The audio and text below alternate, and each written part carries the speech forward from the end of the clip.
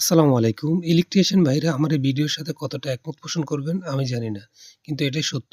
আমরা ছাদে যখন পাইপ দেই, তখন আমরা ছাদের পাইপ অনেক অংশেই কম দিয়ে থাকি। সেক্ষেত্রে আমাদের ওয়ালগুলো গ্রুপ কাটতে হয় অনেক বেশি।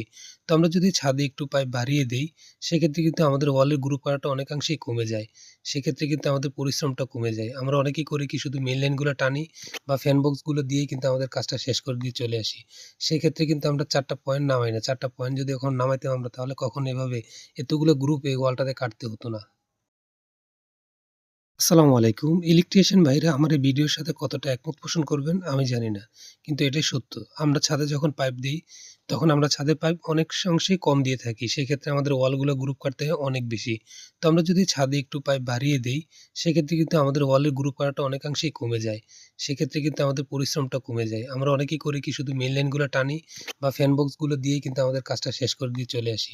সেক্ষেত্রে কিন্তু আমরা ৪ টা পয়েন্ট নামাই না। ৪ টা পয়েন্ট যদি এখন নামাইতাম আমরা তাহলে কখনো এভাবে এতগুলো গ্রুপ এই ওয়ালটাতে কাটতে হতো না।